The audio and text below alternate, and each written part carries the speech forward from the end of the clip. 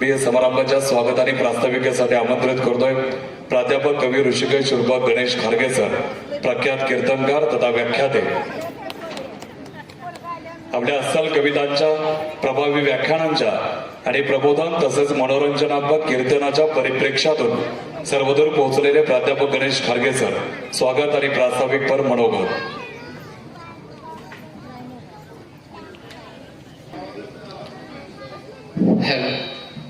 या काळाच्या भाळावरती तेजाने तू लाव टिळा आणि फुलू दे तुझ्या श्रमातून मानवतेचा इथे मळा. असा मानवतेचा मळा आपल्या भगीरथ प्रयत्नांनी ज्यांनी या अवघ्या पंचक्रोशीमध्ये फुलविला त्या महाराष्ट्राचे द्रष्टे, दूरदृष्टीचे दिवंगत नेते आदरणीय स्वर्गीय डॉक्टर पतंगरावजी कदम साहेब यांच्या नावानेच नाही ताई तर विचाराने चालणाऱ्या या व्याख्यानमालेच्या 11व्या वर्षाच्या दुसरे पुष्प गुंफण्यासाठी महाराष्ट्राच्या लाडक्या सिने अभिनेत्री या ठिकाणी माननीय मधुराणी प्रभुलकर यांचं मी मनापासून स्वागत करतो. त्याचबरोबर त्यांच्या सोबत त्यांना बोलतं करण्यासाठी, त्यांची मुलाखत घेण्यासाठी ज्या आलेल्या आहेत त्या डॉक्टर अर्चना थोरात मॅडम यांचंही या क्रांतीभूमीमध्ये मी मनापासून स्वागत करतो. आणि या व्याख्यानमालेचा ताई संकल्प ज्यांनी पूर्तीला नेला ते या संकल्प युवा प्रतिष्ठानचे अध्यक्ष आणि ज्यांच्या व्यक्तिमत्वामध्ये आम्हाला स्वर्गीय डॉक्टर पतंगरावजी कदम साहेब यांचं या ठिकाणी प्रतीक दिसतं ते आमचे युवा नेते रोहनदादा लाड यांचं मी मनापासून स्वागत करतो. आणि त्याचबरोबर या व्याख्यानमालेचा कण असलेले परंतु कणभरही अहंकार नसलेले या हजारो प्रेक्षकांमधला सर्वोत्कृष्ट रसिक मनाचा श्रोता म्हणून आमचे नेते माननीय महेंद्रप्पा लाड यांचंही या ठिकाणी मी मनापासून स्वागत करतो. आणि त्यांच्या अर्धांगिनी आणि ज्यांना आम्ही चालतं बोलतं विद्यापीठ म्हणतो त्या आमच्या भारतीताई लाड या ठिकाणी उपस्थित आहेत. त्याचबरोबर राजेंद्र भाऊ लाड आमचे नेते यांचंही मनापासून स्वागत करतो. आणि या ठिकाणी ज्येष्ठ श्रेष्ठ सर्वच नेत्यांचं, श्रोत्यांचं, या ठिकाणी पत्रकारांचं, सर्वांचंच मनापासून माता भगिनींचं स्वागत करून मी माझ्या प्रास्ताविकेला सुरुवात करतो. खरं तर आपण स्वागत आणि प्रास्ताविकेमध्ये या भागातील वर्तमान, भविष्य, भूगोल आणि इतिहास याचा थोडक्यात आढावा घ्यावा असं म्हणतात. तोच प्रयत्न या ठिकाणी मी करणार आहे. कुसुमाग्रज असे म्हणतात, अणवज्रांचे छातीवरती घ्या झेलून प्रहार, क्रांतीचा गरजा जय जयकार. हा जय जयकार या पंचक्रोशीमध्ये दुमदुमत ठेवणाऱ्या, क्रांतीचा यलगार करणाऱ्या क्रांतीची भूमी म्हणून या कुंडलची ओळख आहे. क्रांतिसिंह नाना पाटलांच्या बरोबर क्रांतिज्ञ डॉक्टर जी बापू लाड असतील, क्रांतीवीर नागनाथ अण्णा नाईकवडे असतील, कॅप्टन रामभाऊ लाड असतील, मामासाहेब पवार असतील, आकाराम दादा पवार असतील आणि त्या इतकंच नाही, ज्यांचं नाव या व्यासपीठाला आहे ते स्वातंत्र्य सेनानी सावळाराम आबा एडके असतील, अशा अनेक स्वातंत्र्य सैनिकांची ही पावनभूमी आहे. ही भूमी संताची आहे, ही भूमी महानताची आहे, ही भूमी त्यागाची आहे, ही भूमी संघर्षाची आहे, ही भूमी बलिदानाची आहे. इथली माती जो भाडावर लावतो ना तो काळावरती मात करतो. हा महिमा या महाराष्ट्रातल्या कुंडलच्या मातीचा आहे. आणि या मातीमध्ये स्वर्गीय डॉक्टर पतंगरावजी कदम साहेबांनी इथली माती भाडाला लावून आणि नाती काळजाशी जोडून या ठिकाणी आपल्या राजकीय सामाजिक प्रवासाला सुरुवात केली. साहेबांनी या बोर्डिंग मध्ये शिकून, या परिसरामध्ये बागडून जे स्वप्न उरामध्ये बाळगलं आणि जे स्वप्न पूर्ण केलं आणि नावाप्रमाणे आकाशामध्ये गगन भरारी घेतली, त्या साहेबांची कर्मभूमी म्हणून सुद्धा कुंडलची ओळख आहे. आणि मी कायम सांगतो ताई की हजारोंचा अन्नदाता होणं आणि हजारोंचा आश्रयदाता होणं हा कधीतरी काळात, लाखात एखादा जन्माला यावा लागतो. आणि त्या व्यक्तीचं नाव डॉक्टर पतंगरावजी कदम साहेब आहे. या ठिकाणी साहेबांबद्दल आप्पा मला एक गोष्ट आज आवर्जून सांगावीशी वाटते. आज खरं तर ताई तुम्ही दोघी या ठिकाणी बसलेला आहात आणि मला आप्पांचं कौतुक यासाठी करायचं आहे की हे 11वं वर्ष भारतीताई जणू आम्ही महिलांना समर्पित केलंय की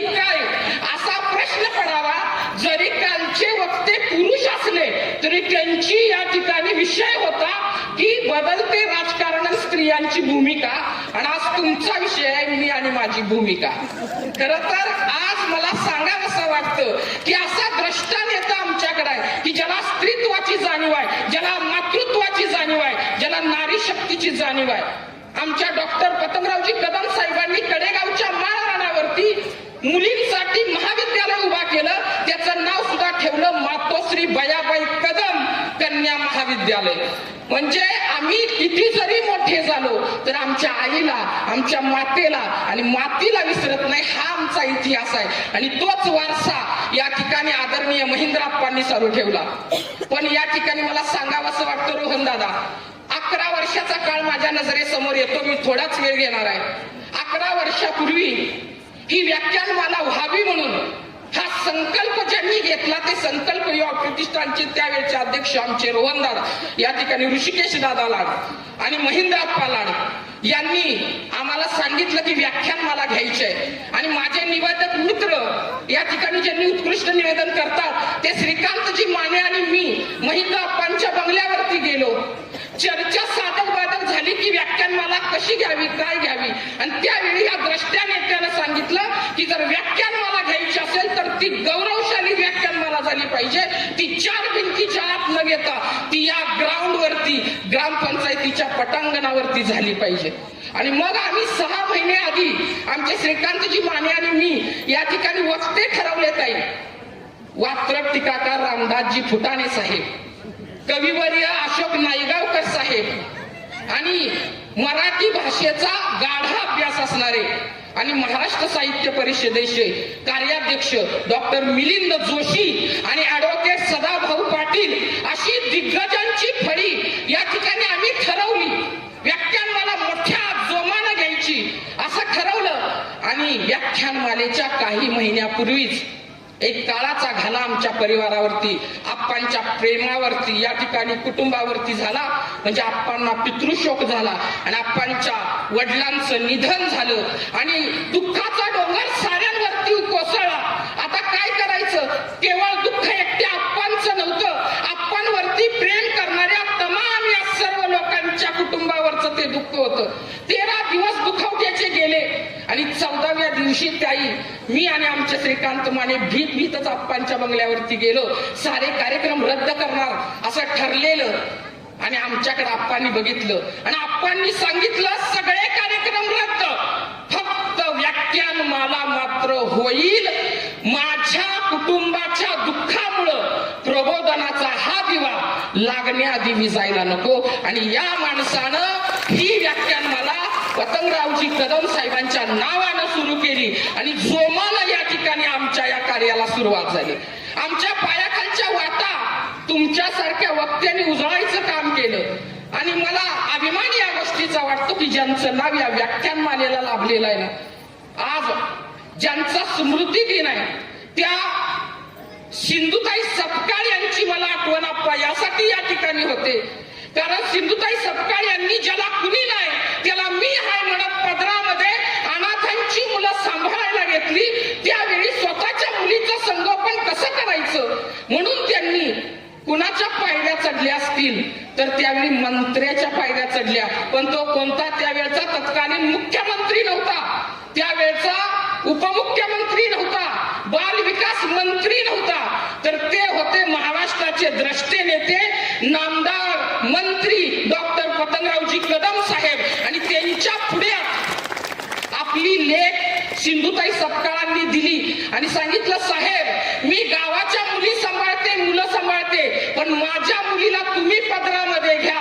बाहेर आल्यानंतर सिंधुताईंना विचारलं की सिंधुताई एवढे मंत्री महाराष्ट्रात असताना तुमच्या मुलीची जबाबदारी तुम्ही साहेबांच्याकडे का दिली? तेव्हा त्या अनाथांची माय असणाऱ्या सिंधुताई सपकाळ यांनी सांगितलं की साहेब या लेकराला सांभाळण्यासाठी काळीज सुद्धा आईचं असावं लागतं आणि महाराष्ट्रामध्ये 36 मंत्री आहेत, पण आईच्या काळजाचा मंत्री कोण असेल तर डॉक्टर पतंगरावजी कदम साहेब आहेत. आणि असे आमचे साहेब सामान्यांची कामं घेऊन मंत्रालयामध्ये येरजारा घालणारे, कायम कार्यक्रमाला आलं की इथं सगळ्या काँग्रेसच्या कार्यकर्त्यांना माहित आहे साहेब कायम घाईत असणार.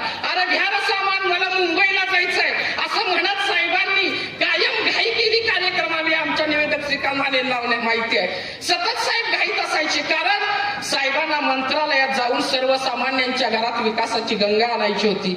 आणि असे घाईत असणारे साहेब घाईतच आमच्यातून निघून गेले. आणि त्यानंतर हा सगळा समाज पोरका होतो का काय असा प्रश्न आमच्या काळजाला पडला. आणि त्यावेळी साहेबांच्या माघारी माझी जबाबदारी नाही, आपली जबाबदारी म्हणत आमच्या बाळासाहेब कदम साहेबांनी ही धुरा या ठिकाणी आपल्या खांद्यावरती घेतली. आणि समाज पोरका होऊ दिला नाही.